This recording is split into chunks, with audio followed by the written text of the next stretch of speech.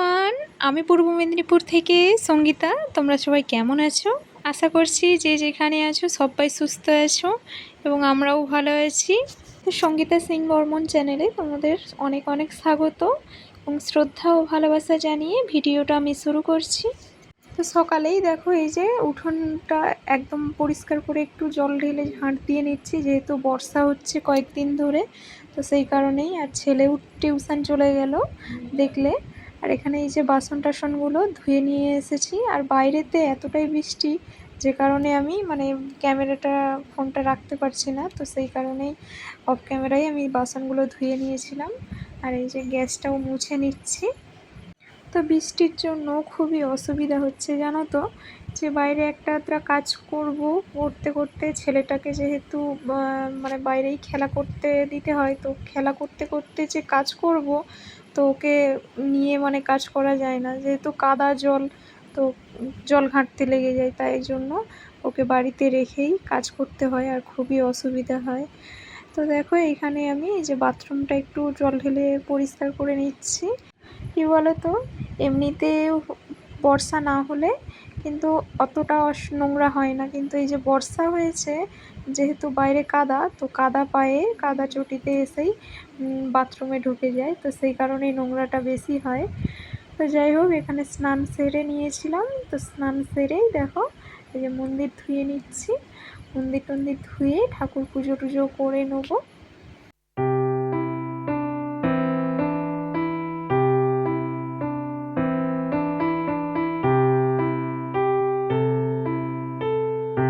তো মন্দিরটা ধুয়ে নিয়ে এসেছি। আর ধুয়ে নিয়ে তোমাদের একটা জিনিস দেখাচ্ছি। দেখো এখানে এই যে বেল গাছটা দেখছো, এই বেল গাছটাতে বেশ খুব সুন্দর কুঁড়ি হয়েছে আর এত সুন্দর থোকা হয়ে ফুলটা ফুটেছে, এটা এখনও ফুটবে। তো আজকে আমি তুলে ঠাকুরের চরণে দেব, সেই কারণেই তুলে নিয়েছি। তো দেখো এখানে এই যে শাঁখ ঝাঁঝ প্রদীপ এগুলো সব সাজিয়ে নিয়েছি। তো পুজোটা আমি করে নেব। আর কি জানো তো, যতই দুঃখ কষ্ট থাকুক না কেন, ঠাকুর ঘর ছেড়ে যখন থাকা যায় তখন দুঃখটা একটু বেশি মনে হয়, কিন্তু তুমি যদি ঠাকুরের পায়ে এসে একটু মাথা নত করো, দেখবে মনটা খুবই হালকা হয়। আমার তো তাই হয়, আবার তোমাদের কেমন হয় আমি জানি না, কিন্তু এতটাই ভালো লাগে যে তখন সব কিছু দুঃখ কষ্ট কিছুই মনে থাকে না। তো এই যে বড় কৃষ্ণ ঠাকুরের পটটা দেখছো, ওটা আমি খুব শখ করেই বানিয়েছিলাম। তো ওটা যখনই ওই ভগবানের মূর্তিটা দেখি এত সুন্দর লাগে, যা আমার মনের অনুভূতিটা আলাদাই এক শান্তি আছে, তখন কোনো কষ্ট থাকে না আমার মনে। তো যাই হোক, এখানে দেখো এই যে বাজার নিয়ে চলে এসেছিলো আমার শ্বশুরমশাই, এই যে মূলো আর বেগুন দিয়ে একটা তিতা তরকারি রান্না করব। তো তোমরা দেখতে থাকো।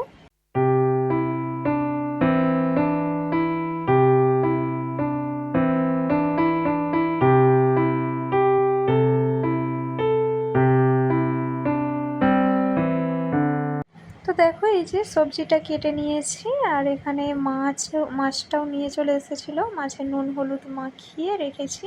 আর এখানে এই যে কড়াইতে তেল দিয়ে সবজিটা একটু ভাপিয়ে কষিয়ে নিচ্ছি। তো কষিয়ে তারপর তরকারিটা বসিয়ে দেবো। আর সবজিটাতে আমি নুন দিয়ে একটু নাড়াচাড়া করে নিচ্ছি। আর এখানে কি বলতো, আমি কিন্তু তিতা পাতা দিয়েছি, শুক্তা পাতা দিয়েছি কোনো। দেখো এখানে এই যে তেল গরম করে মাছটা ভেজে নিচ্ছি। মাছটা ভেজে নিয়ে মাছের ঝোল করে নেব। মাছের ঝোলের রেসিপি তোমাদের সাথে আর শেয়ার করলাম না। তো দুপুরে খাওয়া দাওয়া কমপ্লিট হয়ে গেছে, এই যে বিকেলবেলা। তো বিকেলে এই যে দেখো আমার ছেলেটা এসে জিজ্ঞাসা করছে, মা কী খাবো? তো আমি বলছি আচ্ছা দাঁড়া, বানিয়ে দেবো। তো তাই ঝটপট করে কাজ সেরে নিচ্ছি। আর এখানে ময়দা মাখিয়ে নিয়েছি। তো ময়দা মাখিয়ে নিয়ে আর একটু রেস্টে রেখে দিলাম। আর এখানে দেখো এই যে আলু কাটতে বসে গেছি। আলুটা সেদ্ধ করে একটু আলুর দম করব, যেভাবে মিষ্টির দোকানে বা পরোটা দোকানে ঠিক আলুর রান্না আলুর দম বা ঘুগনি রান্না করে, ঠিক সেইভাবেই আমার বেশ ভালো লাগে। তোমাদের কার কার ভালো লাগে আমি জানি না। তো দেখো এই যে আলুটা সেদ্ধ করে নিয়েছি আর তরকারিটাও বসিয়ে দিয়েছি। তরকারিটাতে শুধু একটা তেজপাতা আর কাঁচা লঙ্কা আর 5 ফোঁড়ন আর আদা বাটা, তো এইটুকুই, আর কিছুই দিইনি। তো লঙ্কা হলুদ দিয়ে একদম কষিয়ে নিয়েছি। কি সুন্দর একটা টেস্ট হয়েছে জানো তো আজকের রান্নাটা, মানে তোমরা যদি না খেতে মানে বুঝতে পারতে না, খুব সুন্দর একটা স্বাদ হয়েছে। আর এখানে দেখো তরকারিটা হয়ে গেছে। তো এই কড়াইতে ধুয়ে নিয়েছি, আর এই যে পরোটা বেলে নিয়ে ভাজতেও বসিয়ে দিয়েছি। এই যে, তো ভাজা কমপ্লিট হয়ে গেলে ওদিকে দেখবো ছেলেটা কি করতেছে। তো ছেলেটা হয়তো ঘুমিয়েই পড়েছে, কেননা অনেকক্ষণ ধরেই আমাকে বলছে মা খাবো, খিদে পাচ্ছে। আমি বলছি বিস্কুট খেয়ে নে, খেয়ে দিয়ে তারপর আমি পরোটাটা তো ভাজবো, তারপর তো দেবো, নাহলে কি করে দেবো বল মা। বলে ওই বিস্কিট খেয়েই মনে হয় শুয়ে পড়েছিল, মনে হয় ঘুমিয়েছে। ঠিক আছে, তো দেখি গিয়ে।